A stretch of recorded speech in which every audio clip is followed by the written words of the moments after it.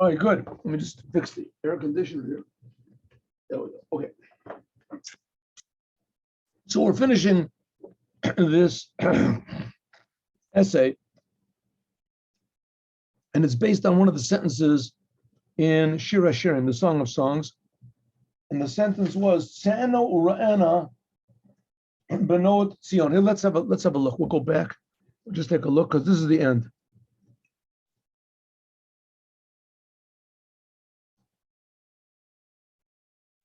One minute.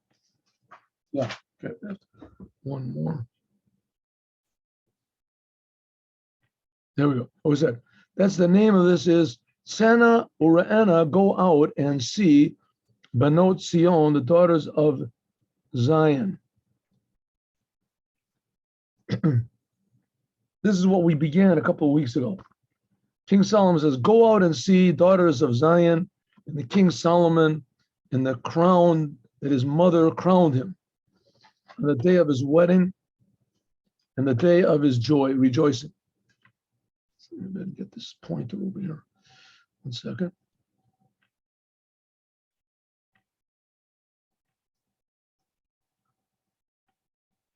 Okay, so the Rebbe, I'm just going back to the beginning.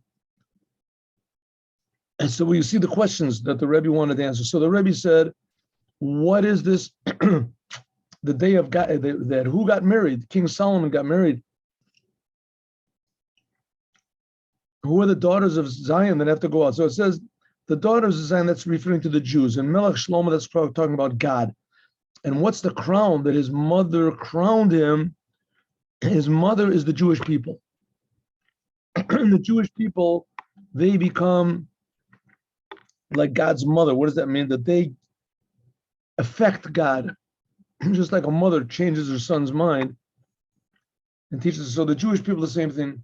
And this is the day that the Torah was given. Yom Simchat Libo, that's the day the Torah was given. Okay, so we have to understand that's why the Jewish people are they're called my mother. Okay, so that's the questions we're asking. We're asking, what does it mean that the Jewish people are called God's mother? And what does it mean, Sana Urano? What does it mean, go out and see? Go out and see. Where do you have to go out for?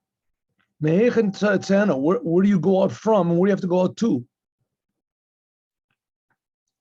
It says, okay, the Jewish people and God have this different relationship than everybody else. God chose the Jews. He chose the Jews. And the Jews, they picked the name for God. What's the name of God? Kodesh Baruch Hu, the Holy One, blessed be He. So the Rebbe says, what does this mean? This means that God is holy. He's totally removed from the worlds, even the spiritual worlds. God cannot be comprehended. He can't be compared. He can't be affected. The essence of God is Kodesh, holy. It's something totally different. What we think is reality. What we think of reality is like a like a dream, not real reality. And we get all involved in it. But the fact of the matter is that God is what's called Kodesh. He's holy. It's something totally different. But he's also called Kodesh Baruch Hu, the Holy One. Blessed be He. He wants us Jews to draw God into the world. He wants us, so to speak, to change His will. That's what He wants. And when we change His will to that degree, we're called God's mother. And God gave us this ability when He gave us the Torah.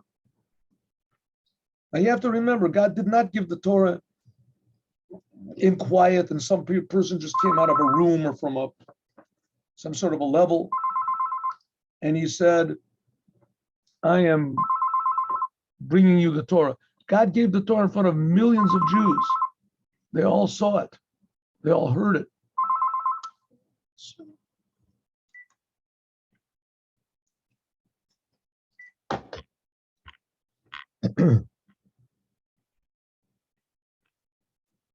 So that's what we learn. When Jews pray, when they do the commandments, when they learn the Torah, This is all having an effect, so to speak, on God. That's what we said.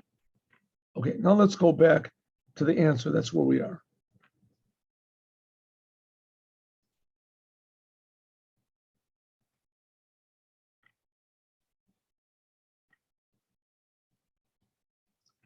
And that's what it means. It's Ena, go out and see.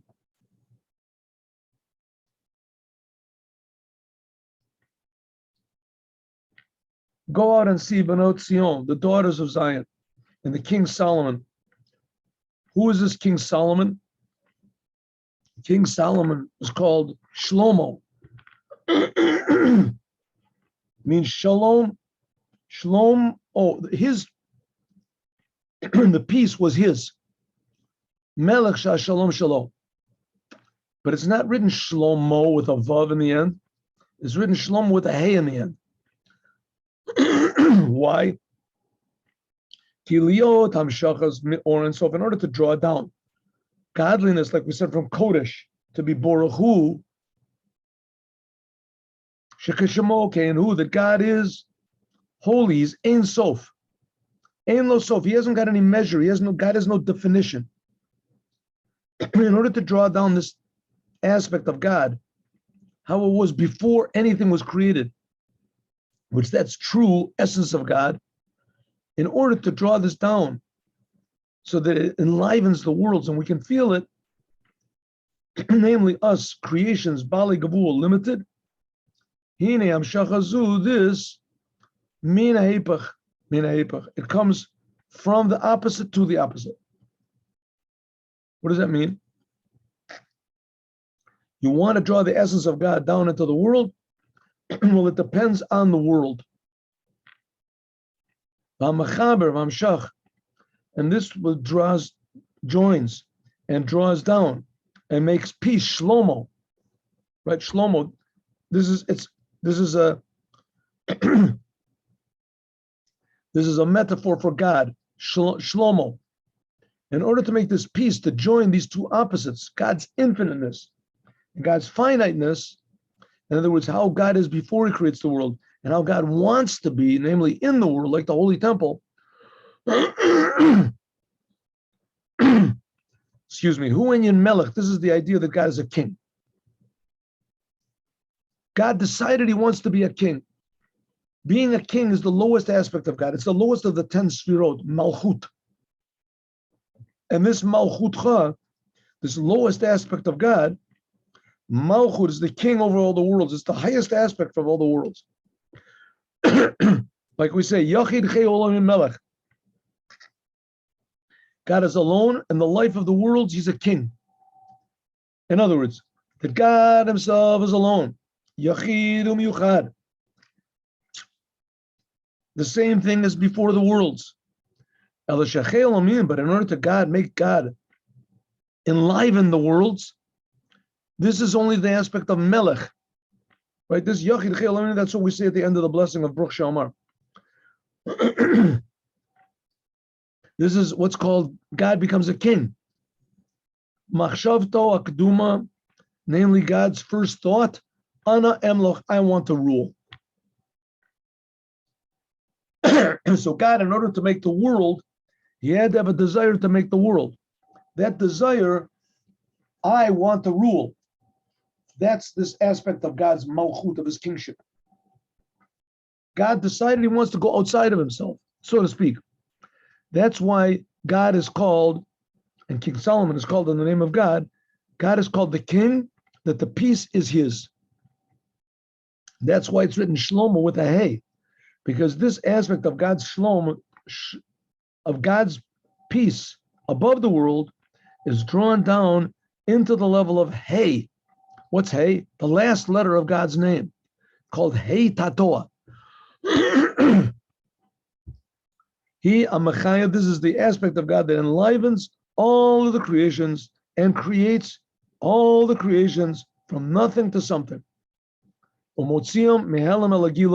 he brings the life force and the reality from concealment to be revealed. In other words, God has this thought, he wants to make a world, and from this thought comes to be revealed. That's the world, that's me and you. And this is constant all the time, every single moment. And that's why God is called by the name of Shlomo. Why? Because it draws down from Shlomo, the Vav of God's name. That's, so to speak, God's emotions, to the Hey of God's name. That's action. That's this physical world. Who is it that makes this aspect of peace, namely the essence of God, which is infinite, totally infinite, joining together with the absolute opposite, namely this physical world, which is finite, the most finite. What joins it together? This joining together. Hainu Atara, that's the crown. That's the crown that his mother gave to him on the day of the Torah. Who is his mother? What do we say is his mother? That's the Jewish people.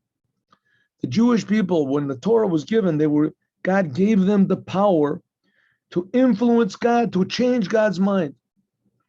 He set up a whole new order of things. That's called Eteruta Dilatata Kal Yamilta. An arousal from below, the whole thing depends. That's what God decided. God decided that he'll create the world and he'll do everything. But at one point he said, the reason I'm creating the world, the whole reason I'm doing this, is that the people, especially the Jewish people, they will take the steering wheel and they'll be the ones that decide what happens in the world. It all depends on what's called eteruta delatata, an arousal from below. To that degree, the Jewish people are called God's mother. They influence God. What they do, so to speak, determines God's mind, determines how God is revealed here, just like a mother does with her son. So Hine and Hashemos, the Jewish souls, when they are in heaven, Yesh Mehem, there are some of them which are called Benot Yerushalayim. The souls go to Jerusalem. There's just like in this world, there's different levels of souls and different aspects of souls. Some of the souls, the Jewish souls, when they're in heaven, they're called the daughters of Jerusalem. Benot Zion, Benot Yerushalayim.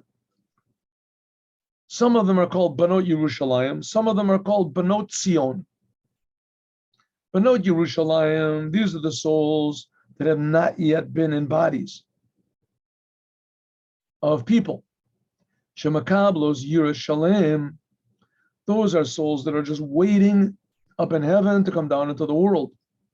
They're called Benot Yerushalayim. Yerushalayim means Yireh Shalem, complete fear. Those are souls that they're pure. Shlemos Yira, the souls up there receive pure awareness of the greatness of God. This is Ein Sof, infinite. Those are the souls in heaven which have never been in the world. Those are called the daughters of Jerusalem from Yireh Shalem, Yoreh Shalem, Yerushalayim. Pure souls that get pure godliness. Which is not the case. The angels,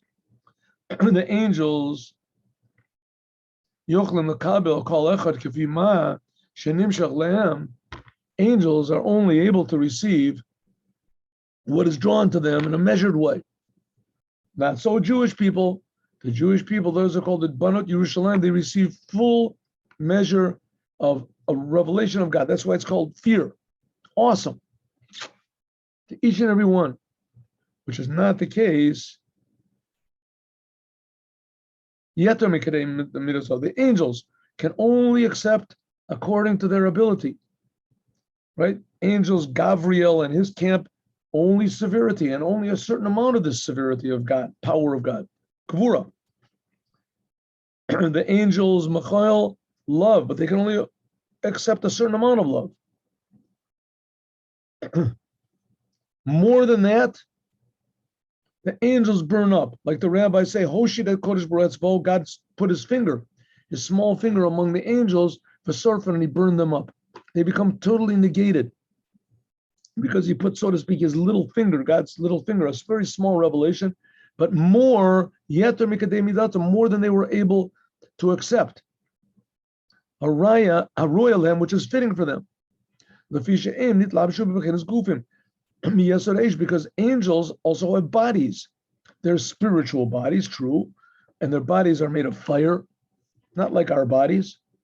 Their bodies are made of fire and wind, like it says, Osem Malchov Ruchot, Mishashav Eit Lohait, says in King Solomon in Psalms. So the angels, they have a very limited amount of pure godliness they can accept. But the souls that had never been put into bodies, they're able to receive infinite light of God as it is in God Himself. Infinite. Like it says, God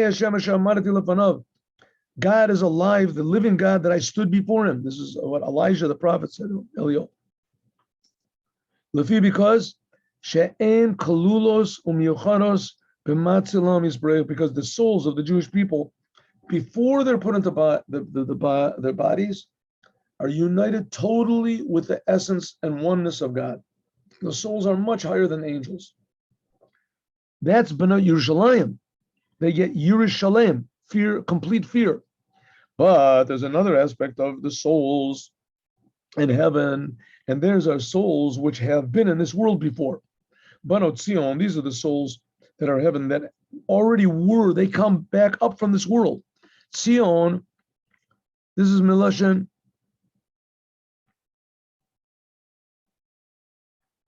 Zion, Milashon. Talmidei Chachamim, Sheba Bavel. It says Talmidei Chachamim, that in Babylon they were Mitsuyanim. Mitziyun. What does it mean, Mitsuyanim? They were special. They had a special, I want to say it, they were marked specially. Malubashin, Shana, they were Malubashin, they were Mitsuyanim, they have special garments. There are garments which are from Esakator, from the Torah that they learned. Happy is he who comes to heaven with the Torah that he learns. In order that they can get the revelation of godliness. So what's the Rebbe saying? Soul becomes, before it comes into this body, is much higher than the soul after it comes into the body. The soul before it comes into the body, right, is pure souls that have never been before. They are pure, they can receive the essence of God. Those are called the daughters of Yerushalayim, complete fear, complete awesome awareness of God. That's the souls. They have no self-identity, if you want to call it.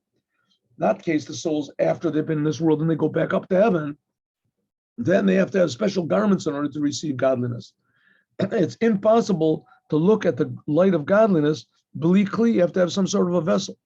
Look, and therefore, all the prophets, even Moses, they saw what's called espeklaria. Espeklaria, they saw only like a vision of God.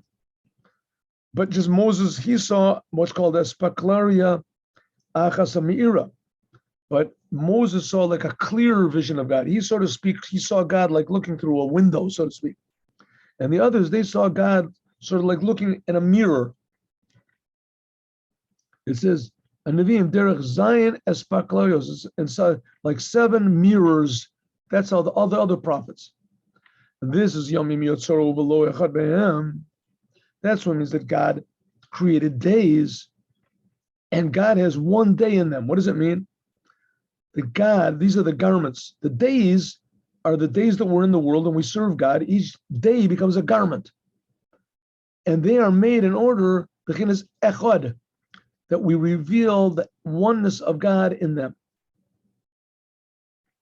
But this garment is only that the souls, after they've been in this world, they need these garments in order to appreciate the ziv, the ray of godliness. Namely, hasaga, some sort of understanding that's great, infinitely great. This is like chachma. It's not as high as the souls before they come into the body. That's God's essence. But the souls, if they were in the world and they learned Torah, they did what they were supposed to, so then they can get a glimpse of a ray of the essence of God. That's this aspect of chachma. He says, because that's the shine of the Torah, the wisdom of the Torah that shines through. That's the light of God's face. Sheneni miziv, that's the tzaddikim in Gan Eden. Ziva Torah, this is the ray of the Torah. But the crown that the Jewish people give him, this a Torah, this is the Torah and the commandments themselves, which they are much, much above this level of Chachma. Okay, so let's do this slowly. What's going on over here? We have the souls as they are up in heaven before they come into the world. That's the sons are called like the souls, they're called like sons of God. They're up there united with God, the essence of God. Then there's the souls, after they've been in this world, they totally change. The souls are totally affected. They have a totally different identity. And when a person dies, goes up to heaven. So in order to appreciate God like they did before is impossible. But a little bit they can, because they have this personality that stands in the way. They want to understand everything and interpret everything and digest everything. And the souls, before they come to this body, they're not interested in digesting. They're just one with God. But the soul, after the person comes to the body, so the soul goes up, and then it's called Banot Sion. Sion means because of the learning Torah that they learned. And the Torah and the commandments that they do, this gives them garments so that they can appreciate at least a little bit of godliness. But don't think these garments are like secondary things. They're not. These garments are the Torah and the commandments. That where did the commandments come from? Directly from God, even higher in a way than the soul before it came into the body. That, because of the commandments, that's the crown. And that's why the Jewish people are called mother. That's the crown. We Jewish people, we, so to speak, put the crown on God's head. The crown is the Torah and the commandments that we've learned. The Torah and the commandments that we learned, in a way, they're higher than we are. They are higher, much higher than this level of Chachma from where the souls come from.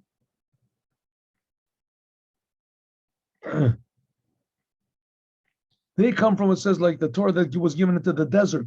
Desert is a place where lo yashav adam, where a man doesn't live there. In the desert, a person can't appreciate this. There's nothing there to appreciate. It's something above, totally above understanding, above all reality. It says tenor, and that's what it means. They have to go out. What does it mean, go out? Go out of these garments. Go out of the garments, because the only reason you have these garments in heaven of Torah and the commandments is in order to appreciate liot koach, that you have the power to appreciate and to receive this revelation of God of the soul after it was in this world. But the fact is, you don't need it. That's the garments of the Torah and the commandments. But the crown, that's even higher. That's the crown, the result of the Torah of mitzvahs as they are by God. The garments, that's the Torah of mitzvahs as we do. But the crown, that's God's will, so to speak, of the Torah and the commandments. And that's higher than the souls and higher than the garments, how we have them. No thought can possibly grasp them. And that's what it's saying. Banot Sion, you souls that have been in this world and you're now up in heaven after being in this world, and you're dressed in the garments of the Torah and the commandments that you did in this world. Well, the fact of the matter is you don't need those garments, because you've got the crown. The Torah and the commandments themselves come from the essence of God. This crown, no one can possibly understand it. This is above all possibility to comprehend. So that's what King Solomon is saying in the ShirHaShirim. You souls that have been in this world, you're only appreciating a little bit of God, but you should know that when you're in this world, you did Torah and commandments. The Torah and the commandments, that's God's crown. That's higher than the garments, higher than the soul itself. So to speak, we put this crown, the Jewish people that have been in this world and did Torah and mitzvahs, we reveal this crown of God by doing the Torah and the commandments in this world, because the Torah and the commandments, that comes from God's essence, much higher than the garments that enable us to look at God after we go into heaven. The garments themselves are worth millions. So that's the point that King Solomon is talking about. The King Solomon is trying to say essentially that we really do not understand what the soul is before it comes into the body. But one thing I can tell you, says King Solomon, the soul, after it's been in the body, it goes up to heaven, is much lower than the soul if it never had come into the body. But it brings with it the Torah and the commandments. And the Torah and the commandments have two functions. One is they serve as like a strainer, so that full force of God doesn't, too much godliness doesn't come through. That's number one. But the other thing is the commandments themselves, they come from really God's essence. And that's what you got when you were in this world. The commandments, that's the crown of God, that's even higher. So go out of the garments. Forget about receiving godliness. That's what King Solomon is saying, or God, in this case, is King Solomon, is saying to the souls in heaven that have been in this world, right? Don't think you're lower than this souls. Don't think you're lower than the angels, that you need these garments in order to accept God. Look at the garments themselves. That's Torah and commandments. Incredibly valuable. It reminds me of the story, and I'll just tell this shortly. I don't remember if I told you the story, but it's a good story. That once there was a man. Did I tell you the story about the man stranded on the island with the fish? Did I tell you this? Huh? I'm not sure, but I'm all right. I'll glad to tell hear you. it If you're not sure, then it's worth telling it again. Once there was a man, a businessman. He worked in gems, and he was on a ship going to India to buy gems, and the ship sank. And he happened to, there was one lifeboat. He was floundering around in the ocean. He jumped in this lifeboat, and he covered it over. There was like a canvas covered over, and he didn't know how long he was in this lifeboat. But after a couple of days, whatever, he felt that it was stopping, and he got out, and he was on an island.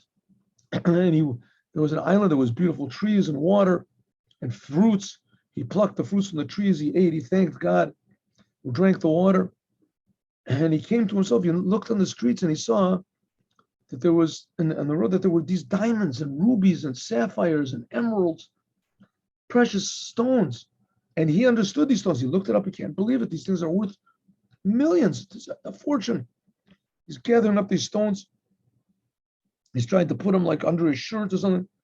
He hears it laughing. He looks up, and there's these children looking at him, and men looking at him. They said, "What are you doing? Where did you come from? What are you?" He said, "Oh, my ship sank, and I."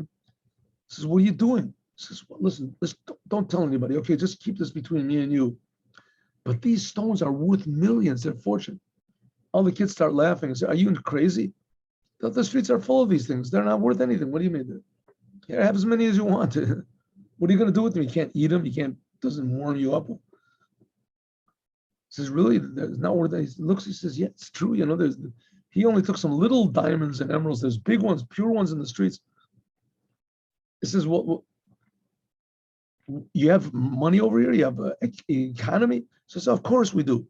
Our currency is fish." Fish. He says, "Yeah, we barter fish. I mean, fish is a thing you could eat. You know, it has its value. It's hard to get, hard to catch. You know, everyone is entitled to go and fish as much as he wants to. It's a free market." So he gets the point. He empties out all the diamonds and everything like that, and he starts to fish. Starts to catch fish, and he's a businessman, knows fish, and he even invents some sort of a refrigerating system. So he becomes like the big banker over there. People that have fish, they put their fish by him, and the fish like last for a week, 2 weeks in his refrigeration. After a year or 2 years of this, he decides, listen, what am I doing here? You know, I want to go back home. So he tells the wise men of this place, and they say, "You want to go back home? Well, how are you going to do that?" So, "Well, you know, I got a lot of money, I got a lot of fish, and I'll pay workers. And we'll make a big boat, and I'll put some refrigeration on the boat, and I'll put the fish in this, and I'll go back home. You know, I basically know the direction." And he got maps, and he got directions and this, and they built a big boat, and he filled up his boat with fish, and the refrigerators were working. And he started off alone. Nobody wanted to go with him. So he went alone. He sort of got a little bit confused with the navigation, and a few days away from his destination, The refrigerator stopped working. Anyway, finally he sees in the distance his hometown. There it is, the shore. And he's waving, and he sees everybody over them. They're waiting for him. They're all waving and waving. And he gets closer and he says, "You're probably happy." And they're not waving. They're all holding their nose and they're waving him to go away. This fish, this smells so terrible of the boat, all the rotten fish that are there. And the people are in love. They say, "Get away, go away. It's smelly. It's terrible." So he dumps all the fish somewhere and he docks the boat somewhere far away. And nobody wants to buy it. It's just so smelly, and it's also handmade. It's not really good, very, very much. And so he finds himself, goes home. His family's happy to see him. He smells terribly, but he washes himself off, and he's happy to see his family. He kisses them and hugs them, but he's miserable. And they say, "What are you so sad about, Dad?"